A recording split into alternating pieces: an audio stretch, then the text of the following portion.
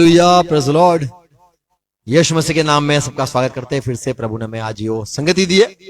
हम अध्ययन करना चाहते हैं पौलुस की जो पत्री, गलाती की पत्री, 3 अध्याय, इसका 13 पद में पौलुस कहता है कि जो मसीह में अब हम आ चुके हैं और यीशु मसीह ने क्रूस पर हमारे श्राप को ले लिया, श्रापित हो गया। क्योंकि जो पेड़ पे, झाड़ पे, लकड़े पे जो टंगाया जाता है, पुराने नियम में ऐसे व्यवस्था में लिखा गया था कि वो श्रापित है। जो टंगाया होता है उसको श्रापित कहा गया है। इसलिए हमारे लिए हमारा प्रभु ने श्राप ले लिए और उसके विषय में हम आज थोड़ा अध्ययन करना चाहते हैं। आओ प्रार्थना करें। पिता यीशु मसीह के नाम में हम झुकते हैं आज के दिन के लिए, संगति के लिए धन्यवाद। आपकी बात आपके सेवक के जरिए आपने जो लिखाई है, हम समझना, सुनना, जानना चाहते हैं। हर एक से बात करना, पवित्र आत्मा अगुवाई करना और हमारा कंट्रोल लेना। और कहीं यदि हमारी बातें, हमारे पाप, हमारी कोई भी ऐसी बातें जो आपको नहीं भाती, हमारे जीवन से दूर करो, जिससे हम आपकी बात को, आपकी साफ बातों को हम सीख पाए, समझ पाए और ग्रहण कर पाए। सुनने वाले कान दो, समझने वाला हृदय दो, देखने वाली आंख हर एक को दो, मन, इच्छा, प्रेरणा हर एक को दो। पवित्र आत्मा सहाय करना, सच्चाई के साथ जुड़ने के लिए हर एक को सहाय करो। पिता यीशु मसीह के नाम में मैं प्रार्थना करता हूँ, आमीन। बोलो आमीन, हालेलुया। गुड मॉर्निंग सबको, जय मसीह की। गलाती 3 और 13 पद पढ़े। वहां पे पौलुस कहता है, मसीह ने जो हमारे लिए श्रापित बना, हमें मोल लेकर व्यवस्था की श्राप से छुड़ाया। तो यहाँ पे पौलुस कहता है यीशु मसीह हमारे लिए श्रापित हो गया और मोल देकर हमें छुड़ाया, नियम के श्राप से छुड़ाया।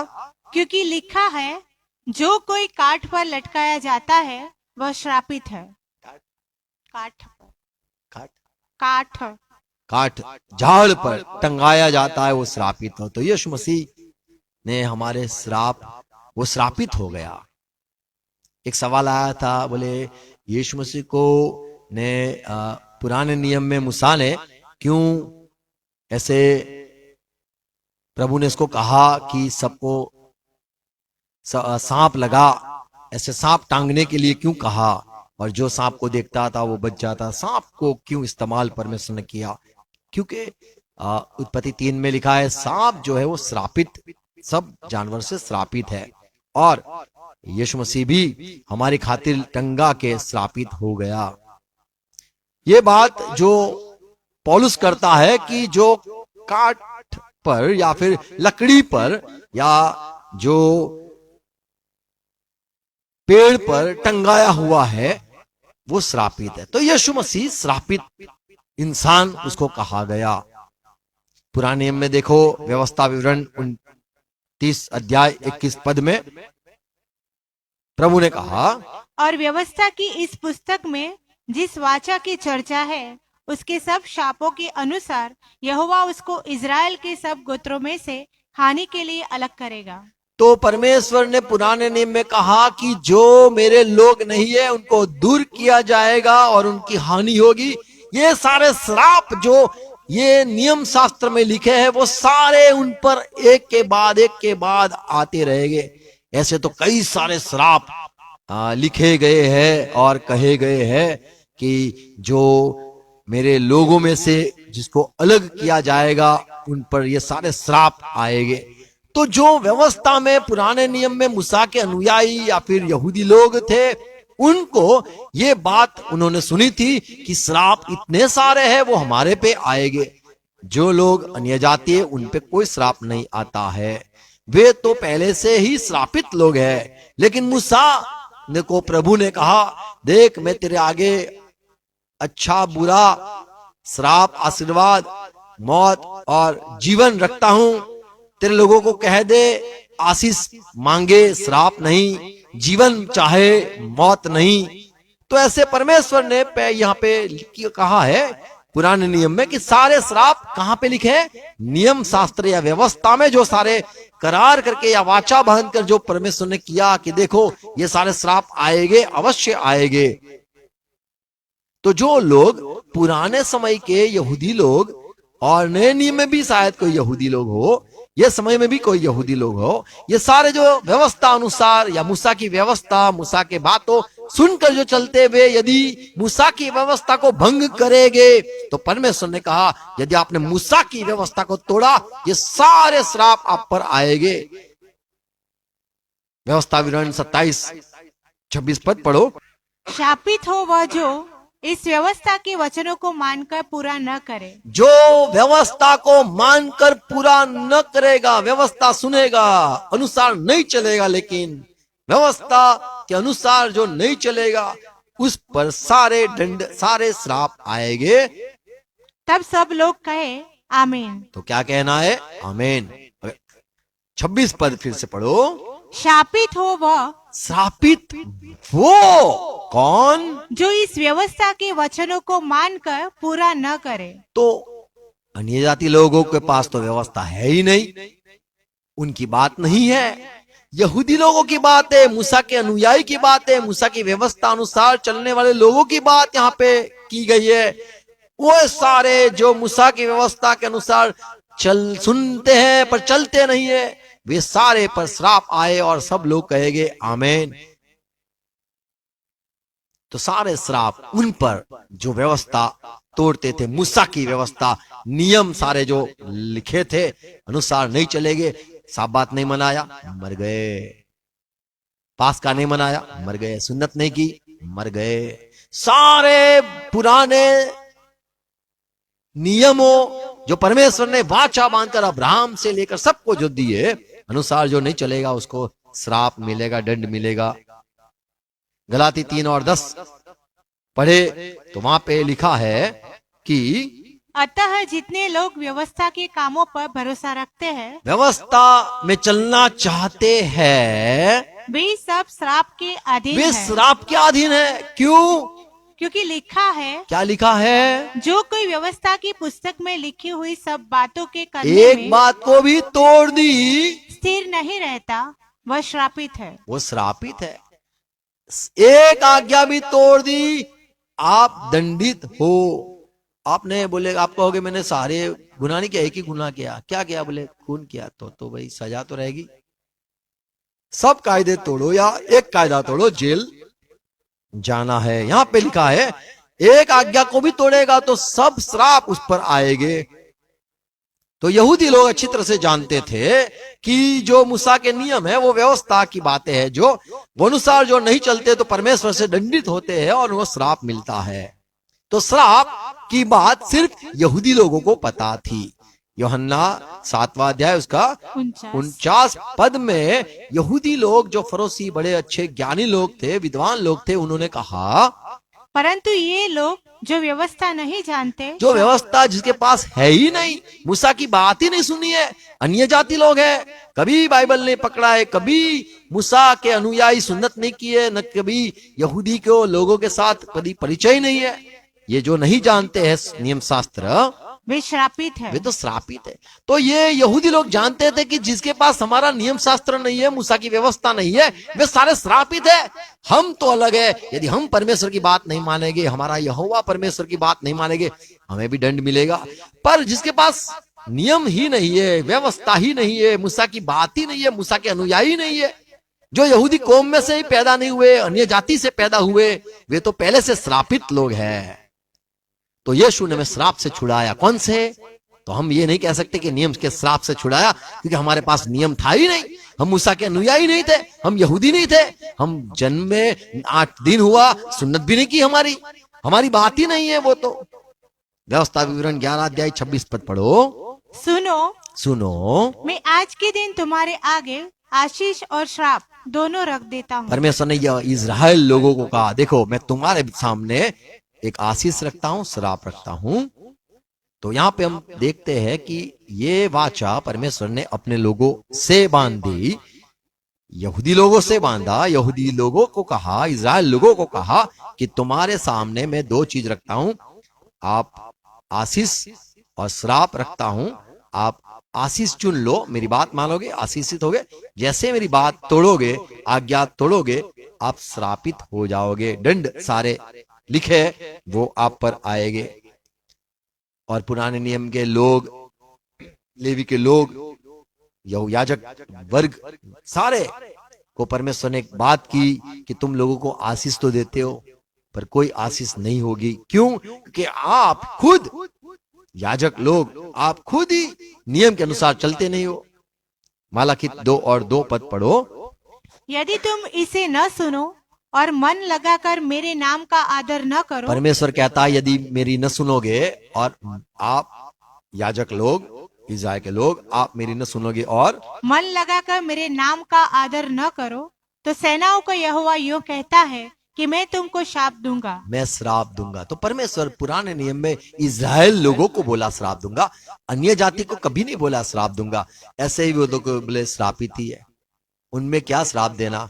अब आदम से आने वाले सारे संतान आदम से श्रापित तो है ही, और कितना मारेंगे उनको। तो यहाँ पे परमेश्वर कहता है कि मैं तुम्हें श्राप दूंगा यदि मेरी बात न सुनोगे, मन न लगाओगे तो। और जो वस्तुएं मेरी आशीष से तुम्हें मिली है, जो सारी आशीष मैंने तुम्हें दी है इस्राएल के लोग, उन पर मेरा शाप पड़ेगा। उन सब पर श्राप आएगा। वरन तुम जो मन नहीं लगाते हो, इस कारण मेरा शाप उन पर पड़ चुका है। तो परमेश्वर ने पुराने नियम में अपने लोग इस्राएल के लोगों को, यहूदी लोगों को ये बात कही थी कि आप पर मैं आशीष उंडेलूंगा और तुम मेरी बात न सुनोगे, मन न लगाओगे तो श्राप भी आपको मिलेगा।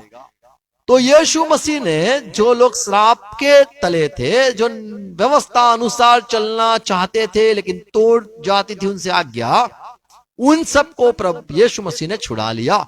ऐसे करके पौलुस गलाती 3:13 पद में कहता है। रोमन 2:12 पद पढ़ो तो पौलुस कहता है कि जो सारे व्यवस्था जानते नहीं है, यानी मूसा उनको पता ही नहीं मूसा कौन है, यहोवा कौन है, अन्य जाति के लोग हैं, उनको तो पता ही नहीं कि एक यहोवा परमेश्वर भी है,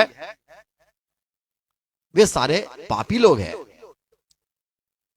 12 पद, रोमियो 2:12। इसलिए कि जिन्होंने बिना व्यवस्था पाए पाप किया, जिसके पास व्यवस्था ही नहीं है, परमेश्वर की वाचा नहीं, परमेश्वर का वचन नहीं, परमेश्वर ने कभी उनको उसकी शपथ दे के बात ही नहीं की, उनके बाप दादा को कभी बात नहीं की है, वे सारे तो पाप किए बिना वे बिना व्यवस्था के नाश भी होंगे। वे लोग नाश हो जाएंगे, उनको कोई आशीष नहीं, कोई श्राप नहीं, नाश होने वाले हैं। और जिन्होंने व्यवस्था पाकर पाप किया, जिन्होंने व्यवस्था पाई, तो दो बात कहता है पौलुस। एक व्यवस्था, मूसा की व्यवस्था, जिसके पास उनका कुलदेव यहोवा ही नहीं है, वे तो नाशी हो जाएंगे।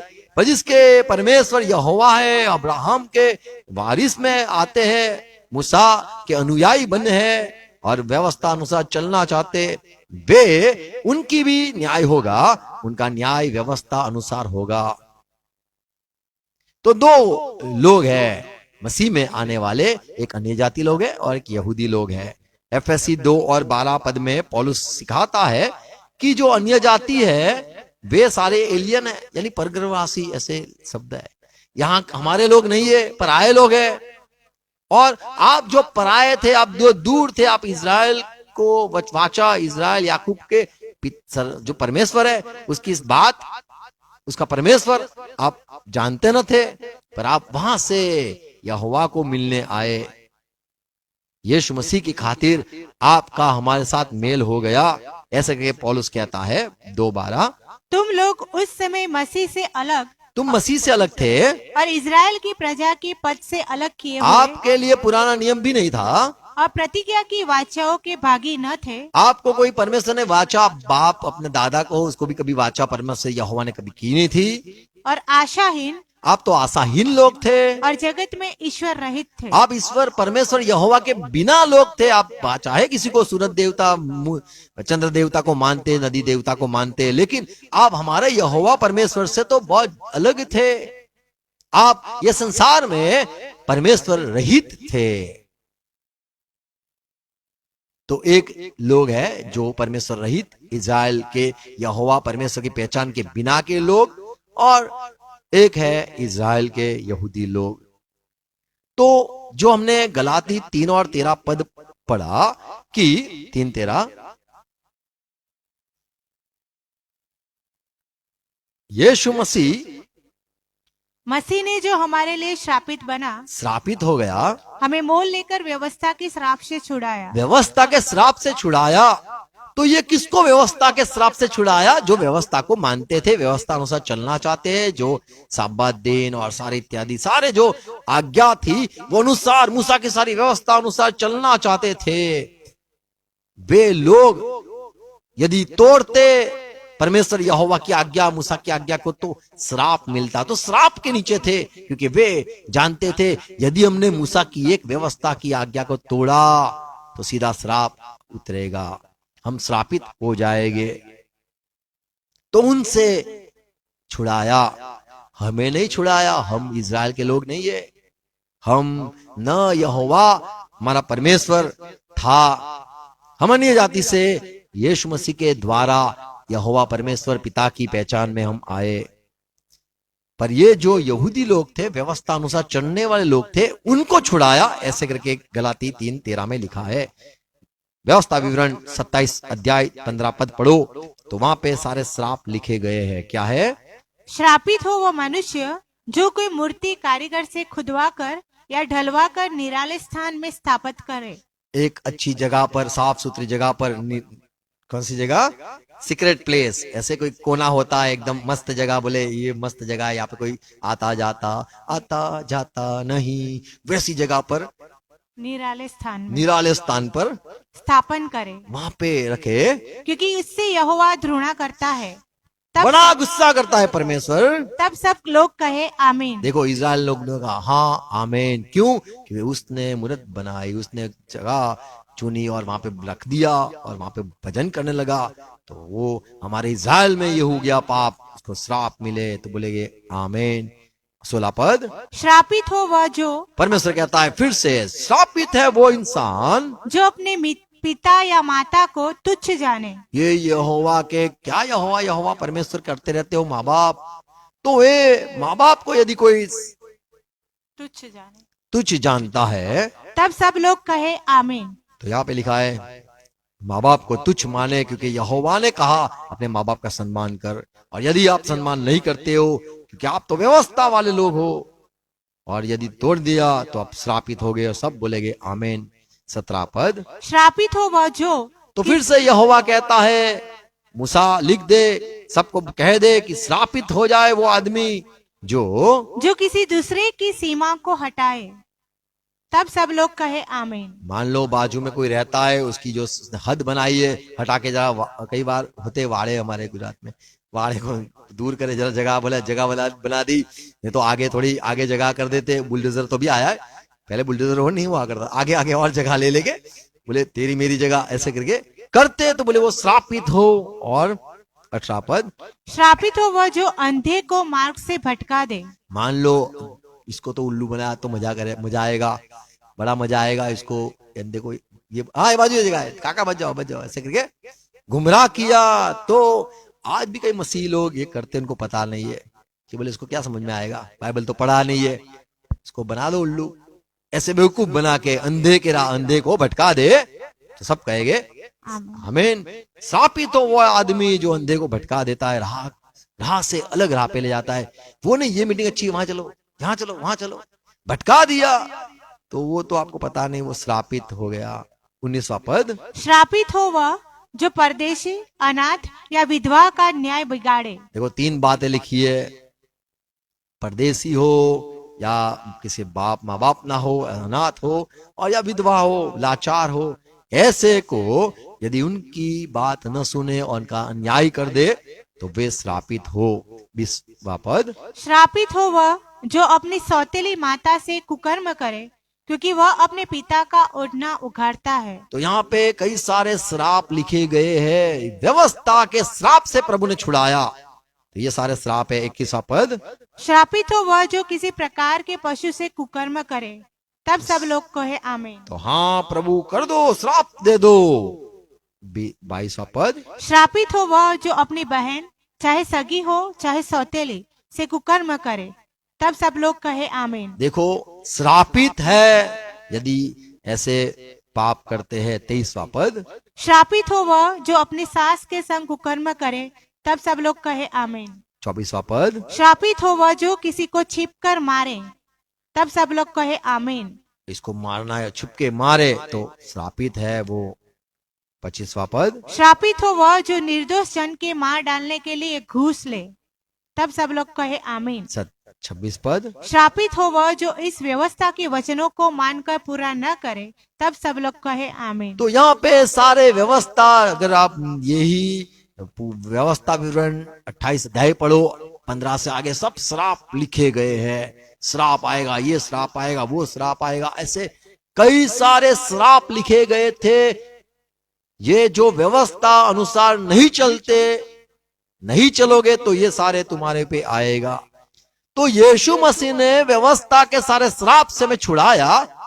तो कौन से ये सारे लिखे हैं? वो हम तो परमेश्वर रहित थे, हम तो परमेश्वर बिना थे, हम तो इज़राइल के यहोवा परमेश्वर को जानते भी नहीं थे, हम तो पहले से बंधे ही नहीं थे, कोई वाचा में न बंधे थे, न कोई मूसा की व्यवस्था अनुसार चलने का हमने कसम खाई थी, न शपथ खाई थी।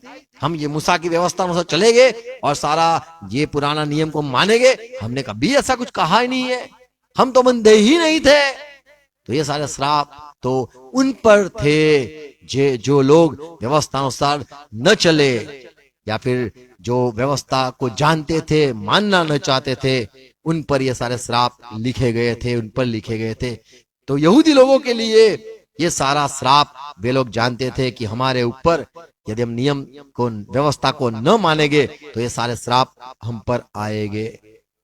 अय्यूब की किताब 36 अध्याय 12वां पद पढ़ो, तो वहां पे अय्यूब कहता है, परंतु यदि वे न सुने, माफ करो, हाँ, यहोवा कहता है, प्रभु कहता है, यदि वे न सुने तो वे खड़क से नाश हो जाते हैं और अज्ञानता में मरते हैं। तो यहाँ पे साफ बात लिखी गई है कि जो परमेश्वर की बात न मानेगा तो वो नाश हो जाएगा, बिना ज्ञान के नाश होगा।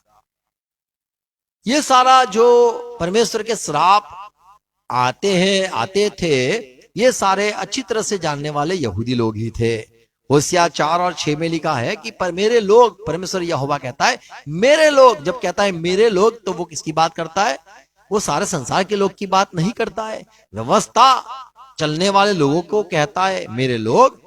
मेरे ज्ञान के न होने से मेरी प्रजा नाश हो गई। मेरी प्रजा नाश हो रही है, ज्ञान नहीं है, और तूने मेरे ज्ञान को तुच्छ जाना है। मैंने तुझे ज्ञान दिया, ये करेगा तो ये अनर्थ आएगा, ये पाप करेगा तो ये श्राप मिलेगा, ये पाप करेगा ये दंड तेरे पे आएगा।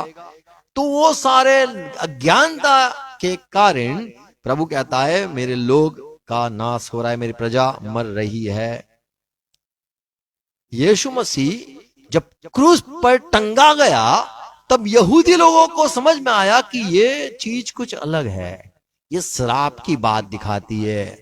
क्योंकि पुराने नियम में व्यवस्था विवरण 21-23 में लिखा था। सुनो, आज मान लो यीशु मसीह को किसी ने खून कर दिया होता, मर जाता, शहीद हो जाता, बॉम्ब लेके कोई उड़ा देता, तो वो बात हम कहते देखो हमारा प्रभु ने कुर्बानी दे दी, शहीद हो गया, पत्थर से देखो मार डाला।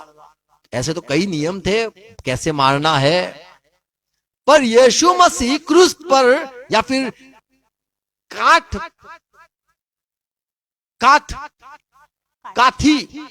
यानी लकड़ी, काठ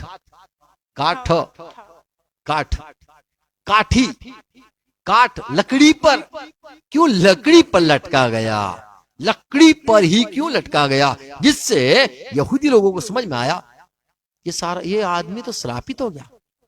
पत्थर से नहीं मरा, जला के भी नहीं मारा उसको, शहीद होने के लिए काट दो, ये भी नहीं हुआ। कई सारे पुराने नियम में आज्ञा दी गई थी कैसे कैसे लोगों को मारना है, पर ये काठ पर यीशु मसीह लकड़ी पर या फिर झाड़ पर टंगाया गया। व्यवस्था विवरण 21-23 में लिखा है, तो वह लोथ रात को वृक्ष पर टंगी न रहे। देखो, वो लटकी न रहे, टंगी न रहे, अवश्य उसी दिन उसे मिट्टी देना, क्योंकि जो लटकाया गया हो वह परमेश्वर की ओर से शापित ठहरता है। तो यीशु मसीह परमेश्वर की ओर से श्रापित हो गया, उसको अच्छी मौत नहीं मिली। वो जाके वेदी पर सो गया, नहीं काटा गया, नहीं जलाया गया, नहीं पत्थर से मारा गया, नहीं, पर उसको लकड़ी पर टंगाया गया, जिससे इज़राइल के लोगों को समझ में आया कि ये तो श्रापित हो गया पूरा, ये होना जरूरी था। 3:13 गलाती। मसीह ने जो हमारे लिए श्रापित बना, श्रापित, तो यीशु मसीह ने सब श्राप जो यहूदी लोग जानते थे, कौन से श्राप है, क्योंकि वो व्यवस्था अनुसार चलते थे, व्यवस्था जैसे भंग करते थे, इनको पता चल जाता था कि व्यवस्था टूटी, व्यवस्था की आज्ञा को हमने भंग किया है, अभी तो क्षमा नहीं है, अब तो श्राप ही हमारे पे आएंगे। तो श्राप से अच्छे वे लोग परिचित थे। तो यहाँ पे 13 पद में पौलुस कहता है यीशु मसीह हमारे लिए श्रापित बना। क्यों बना? हमें मोल लेकर व्यवस्था के श्राप से छुड़ाया। श्राप से छुड़ाने के लिए। तो पौलुस को समझ में आ गया कि लकड़ी पे टंगाया हुआ, झाड़ पे टंगाया हुआ, लटका हुआ जो भी है वो श्रापित है। तो यीशु मसीह ने ऐसी मौत क्यों चुनी? श्राप ले लिए। कौन से श्राप? आदम के, हवा के, संसार के नहीं, व्यवस्था की जो बात है वो लेने के लिए एक बार प्रकट हुआ था कि जो यहूदी लोग हैं उन जानते थे हम यदि मूसा की एक आज्ञा को तोड़ेंगे हमें कोई दंड तो नहीं देगा, पर परमेश्वर की ओर से एक श्राप आएगा, परमेश्वर से हम दंडित हो जाएंगे, एक कुदरती मौत आएगी, कुदरती रीत से हम मर जाएंगे। तो परमेश्वर के श्राप यीशु पर डाले गए, जिससे लोग जो व्यवस्था अनुसार चलने की जो ठाना है वे मान लो तोड़ दे, टूट जाती है, छोड़ दे, अब से हम सुन्नत नहीं करेंगे, अरे बंद कर दिया, अब से हम साबात नहीं करेंगे, बंद कर दिया, अब से हम पास्का नहीं मनाएंगे, बंद कर दिया, अरे आप जानते हो ये फसह का पर्व नहीं मनाओगे तो मर जाओगे, आप साबात न मनाओगे तो मर जाओगे, पता नहीं क्या, आप यदि ये दशमांश नहीं दोगे तो मर जाओगे, पता नहीं है, सारे श्राप आएंगे, आपको पता नहीं है। व्यवस्था में कई सारे श्राप लिखे थे। तो ये सारे श्राप के दंड से यीशु मसीह के मौत की वजह से यहां से पौलुस कहता है आप छूट गए हो। कोलोसी 2:14 पद में पौलुस कहता है, और विधियों का वह लेख जो हमारे नाम पर और हमारे विरोध में था, हमारे विरोध में लिखा था, ये पापी है, पापी यानी नियम या फिर व्यवस्था को भंग करने वाला, नियम शास्त्र को तोड़ने वाला को पापी कहा जाता है। जो व्यवस्था को तोड़ता है, परमेश्वर की आज्ञा को तोड़ता है, उसको पापी कहा जाता है। और जिसके पास व्यवस्था है, परमेश्वर की आज्ञा है, वही जान सकता है कि मैंने तोड़ी आज्ञा मानी। संसार के लोग खून कर दे तो वो पाप नहीं है। क्यों? क्योंकि वो जानते नहीं कि मूसा की व्यवस्था का उसने भंग किया। वो तो कहेगा मैंने मनुष्य की आज्ञा को तोड़ डाला, क्योंकि मनुष्य एक दूसरे को प्यार करना चाहिए, कुदरत की बात है, मैंने ये गलत किया।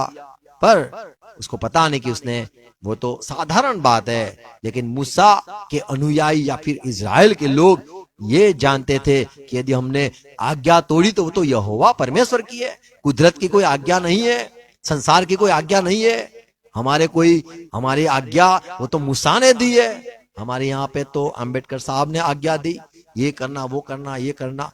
पर ये इजराइल के लोग जो थे वे लोग जानते थे कि हम परमेश्वर की बात यदि न मानेंगे तो परमेश्वर के ओर से हमें दंड मिलेगा। तो जो विधि का लेख हमारे विरुद्ध में लिखा गया था, वे सारे को यीशु मसीह ने क्रूस पर जड़ित होकर हमें छुड़ा लिया। 14 पद पढ़ेंगे, कोलोसी 2:14। विधियों का वह लेख जो हमारे नाम पर और हमारे विरोध में था, हमारे विरुद्ध में लिखा था, ये तोड़ोगे ये दंड, ये टूटेगी आज्ञा तो ये दंड, ये श्राप, हाँ, उसे मिटा डाला, प्रभु ने मिटा दिया और उसको क्रूस पर कीलों से जड़कर सामने से हटा दिया है। आमीन। तो प्रभु यीशु ने, मैं कहूंगा 4 बातें हमें प्रभु ने बचाया है, छुड़ाया है। सुन लो, यहां पहली बात देखते गलाती 3:13 में, सुनो 3:13 में पहली बात देखते, यीशु मसीह श्रापित हो गए, ये मान लो। बोलो यीशु मसीह श्रापित हो गए। यदि मैं साबात के अनुसार न करूं या साबात को तोड़ दूं तो श्राप आएगा। तो वो नियम के श्राप से मुझे प्रभु ने छुड़ाया और यीशु मसीह को दंड मिला, वो श्रापित हो गया। तो यीशु मसीह श्रापित हो गया, पहली सच्चाई। दूसरी सच्चाई 2 कुरिन्थी 8:9 में, तुम हमारे प्रभु यीशु मसीह का अनुग्रह जानते हो कितना बड़ा अनुग्रह क्या है? कि वह धनी होकर भी तुम्हारे लिए कंगाल बन गया। बोलो यीशु मसीह कंगाल कंगाल हो गया, कंगाल। खुद को शून्य कर दिया, खुद को खत्म कर दिया। तो यीशु मसीह क्रूस पर कंगाल हो गया, हमारी खातिर कंगाल हो गया। क्यों? ताकि उसके कंगाल हो जाने से तुम धनी हो जाओ। धनी होने के लिए जरूरी है जानना, वो कंगाल हो गया, वो श्रापित हो गया, हमें आशीष मिली। वो कंगाल हो गया, हम धनी हो जाए। फिलिपी 2:7 में पौलुस साफ ये बात कहता है, यीशु मसीह जो हमसे प्यार किया और खुद को वरन अपने आप को ऐसा शून्य कर दिया तो हमें मानना है यीशु मसीह शून्य हो गया, और दास का स्वरूप धारण किया दास गुलाम बन गया। और मनुष्य की समानता में हो गया। आमीन। तो यीशु मसीह बेबस समान हो गया, यीशु मसीह शून्य हो गया, खत्म हो गया, तो वो कंगाल हो गया। तो ये मानना है सिर्फ यीशु मसीह क्रूस पर श्रापित ही नहीं, पर वो कंगाल, पूरा कंगाल, पूरा लुटा दिया, पूरा खत्म हो गया। उसमें कोई सामर्थ्य नहीं रही, कोई ताकत ही नहीं रही, कोई बल ही नहीं रहा। पूरा वो एक स्लेव, एक गुलाम, एक दास हो गया। आ तो दासों की बड़ी लोग बोले मिनिस्टर आया, मिनिस्टर गाड़ी में से उतरे लाल में, मिनिस्टर कितना बड़ा, ये तो सर्वेंट है, गवर्नमेंट सर्वेंट, कितना बड़ा नाम मिलता है सर्वेंट। ये तो दासों का दास सुना होगा आपने, पर ये तो पूरा खत्म होके एक दास हो गया। Praise Lord. तो कंगाल हो गया, सिर्फ श्रापित नहीं, कंगाल हो गया। क्यों? जिससे आप जानो कि आपको धनी, आप धनी हो, आप पॉवर्टी यानी आप कंगाल का जो श्राप है उसमें से हटाने के लिए प्रभु कंगाल हो गया। और क्या हुआ? 2 कुरिन्थी 5 और 21 पद में पढ़ो तो वहां पे पौलुस कहता है कि हम, हमारे दिल में, हमारे मन में, हम परमेश्वर की आज्ञा न मानने वाला स्वभाव हमारे में है, हमारे में पापिक स्वभाव है, पाप हमारे में बसता है। तो ये पाप मिट गया, हम हमारे में से मिट गया, और यीशु मसीह खुद पूरा लिखा है वो क्या हो गया? जो पाप से अज्ञात था, यीशु मसीह पाप से अज्ञात, उसको पता ही नहीं कि भाई आज्ञा तोड़ना क्या है, उसी को उसने हमारे लिए पाप ठहराया। परमेश्वर ने उसको पाप ठहरा दिया। तो यीशु मसीह श्रापित, यीशु मसीह कंगाल, यीशु मसीह पाप। क्यों? कि हम उसमें होकर परमेश्वर की धार्मिकता बन जाए। हम धार्मिकता हो जाए। आमीन। तो हमारा परमेश्वर यीशु मसीह का प्यार देखो, श्रापित हो गया, यहूदी को छुड़ा लिया नियम से, अरे पाप ठहरा दिया कि हम दंडित न हो, हम न्यायी धर्मी ठहर जाए, कंगाल हो गया जिससे आप धनी हो जाओ। और क्या हुआ? क्रूस पर यीशु मसीह ने क्या किया और क्या सहा और क्या बन गया? मत्ती 8 और 17 पद, ताकि जो वचन यशाया भविष्यवक्ता के द्वारा कहा गया था, यशाया भविष्यवक्ता ने क्या भविष्यवाणी की थी, वह पूरा हो। क्या पूरा हो गया? कि उसने आप हमारी दुर्बलताओं को ले लिया और हमारी बीमारियों को उठा लिया। तो यीशु मसीह क्रूस पर बीमार, पूरी बीमारी, सारी बीमारी या संसार में आ रही है, माँ बाप से कहीं से भी, ये सारा जो श्राप है बीमारी का, वो यीशु मसीह ने सह लिया, उठा लिया, और क्रूस पर सारे रोग आप देख सकते हो, वो सारे उसने उठा लिए, वो सारे सह लिए, वो सारा उस पर हो गया। ये आपको मानना है। तो सिर्फ श्रापित हुआ इतना ही नहीं, सारे श्राप लिखे थे वही उस पर आया, उतना ही नहीं, पूरा पाप ठहर गया, पूरा जो बीमारी है, कमजोरी है, दुर्बलता है, वो भी उठा लिया। और यह भी मानना है कि पूरा कंगाल हो गया, पूरा शून्य हो गया। आमीन। सो हम आज कह सकते हैं कि अब मैं श्राप के नीचे नहीं हूं। अब हम कह सकते हैं कि हम कंगाल अवस्था में नहीं रह गए। अब हम कह सकते हैं कि पाप हम पर राज न करेगा। अब हम कह सकते हैं बीमारी यीशु मसीह ने क्रूस पर ले ली है। आमीन। तो जो संसार में जो श्राप चलता है वे अलग है। वो है पाप का श्राप जो सब स्वभाव में आ चुका है, गरीबी का श्राप वो भी संसार में आ चुका है, बीमारी का श्राप भी आ चुका है। तो प्रभु यीशु मसीह ने हमें ये सारे श्राप से मुक्ति दी। और यहूदी लोगों को प्रभु ने कहा, यूहन्ना 8:32 से 35 पद पढ़ो, तो यीशु मसीह ने यहूदी लोगों को बुलाया, इधर आओ, हे इस्राएल के लोग, हे अब्राहम के बेटे हो, बच्चों इधर आओ, तुम सच्चाई जानोगे, आप मुक्त हो जाओगे, आप आजाद हो जाओगे। तो ये यहूदी ने कहा, हम कैसे आजाद हो जाएंगे, हम तो अब्राहम के बच्चे हैं, हम गुलाम नहीं है। ये भले रोमन यहाँ शासन चलता है, पर हम अब तक कोई किसी के गुलाम नहीं है। हमारा अब्राहम, हमारा मूसा ने जो कुछ कहा वे व्यवस्था ही हम करेंगे। आज नई व्यवस्था कोई लेके आएगा, लॉन्च करेगा, हम नहीं मानेंगे। हम आज तक गुलाम नहीं है, हमारा नबियों ने जो कहा है वही हम करते रहे, करते हैं। तू कैसे कहता है कि आजाद हो जाओगे? तो यीशु मसीह ने कहा, मैं तुम्हें सच सच कहता हूं, तुम जो आज्ञा कभी कभी भंग करते हो, पाप करते हो, आप पाप के गुलाम हो। और प्रभु ने आगे कहा कि जो गुलाम होता है वो तो बंधा होता है, पर जो बेटा होता है वो आजाद होता है। वो चाहे कुछ भी कर ले, उसको कोई दंड नहीं होता है। क्यों? वो बेटा है, उसने को तोड़ दिया तो दंड नहीं होता है। पर घर में कोई नौकर ने, गुलाम ने नुकसान किया, उसको दंड मिलता है। बेटा तो आजाद है, पर जो गुलाम होता है वो तो गुलाम रहता है। और यदि गुलाम को माफी दिलवाए तो बेटा दिलवा सकता है, कह सकता है, पिता इसको माफ करो ये बंदे को। तो बेटे की खातिर गुलाम जो पाप में है या फिर दास में है, बंधन में है, जो पुराने लोग, यहूदी लोग, आज भी कई लोग हैं जो गुलाम है, वे व्यवस्था अनुसार चलना चाहते हैं, वे मानना चाहते हैं, सब बात है, कुछ भी इसको आज्ञा को मानना चाहते, वो पहुंच ना पाएंगे। वे लोग सारे श्राप के नीचे हैं। यीशु मसीह ने कहा 32वां पद, और सत्य को जानोगे और सत्य तुम्हें स्वतंत्र करेगा। यहूदी लोग सुनो। उन्होंने उसको उत्तर दिया, हम तो अब्राहम के वंश से हैं और कभी किसी के दास नहीं हुए। फिर तू क्यों कहता है कि तुम स्वतंत्र हो जाओगे? प्रभु यीशु ने उनको उत्तर दिया, मैं तुमसे सच सच कहता हूँ कि जो कोई पाप करता है वह पाप का दास है। आप व्यवस्था है? बोले हाँ है। आप टूटती है? बोले हाँ कई बार टूट जाती है।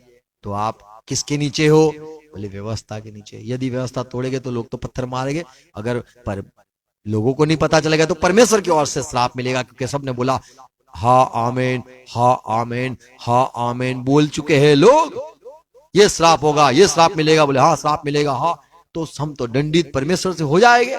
तो यहाँ पे यीशु मसीह ने कहा, यदि आप पाप करते हो तो पाप के दास हो। और दास सदा घर में नहीं रहता। दास घर में नहीं रहता है, पुत्र सदा रहता है। पर पुत्र तो सदा घर में रहता है। और इसलिए यदि पुत्र तुम्हें स्वतंत्र करेगा तो सचमुच तुम स्वतंत्र हो जाओ। तो सिर्फ स्वतंत्र करने की जो ताकत है वो पुत्र के हाथ में है, जो मालिक का बेटा है उसमें हाथ में है। वही कह सकता है, विनती कर सकता है कि इनको छुड़ा लो, इनको जाने दो। तो बेटा चाहे तो उसको मुक्त कर सकता है। और ये यीशु मसीह बेटा बन के संसार में आया, व्यवस्था में चलने वालों को छुड़ाने के लिए। गलाती 4:4 में लिखा है, परंतु जब समय पूरा हुआ, समय हो गया, तो परमेश्वर ने अपने पुत्र को भेजा जो स्त्री से जन्मा और व्यवस्था के अधीन उत्पन्न हुआ, व्यवस्था अनुसार चलने लगा, ताकि व्यवस्था के अधीनों को मोल लेकर उनको श्राप से छुड़ा ले।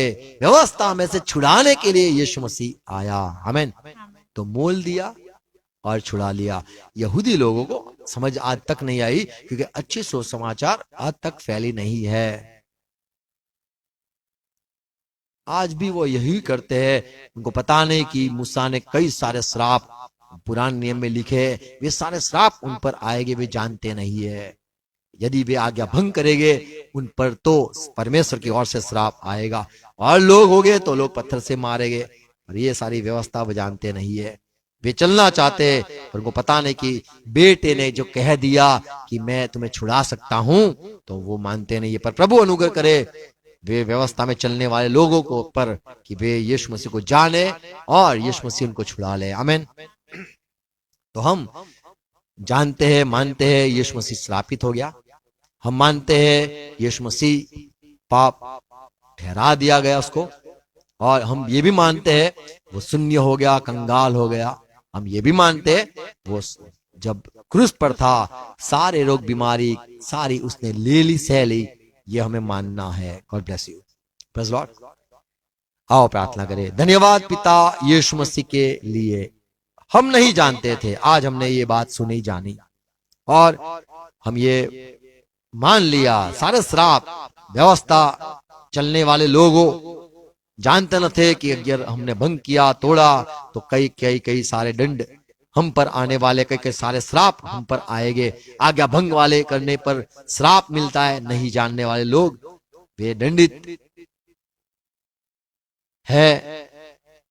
पर प्रभु ये बात आपने आज वचनों से बताई कि यहूदी लोगों के लिए आपने जो सारी व्यवस्था की, नियम के श्राप से उनको छुड़ा लिया, आप श्रापित हो गए।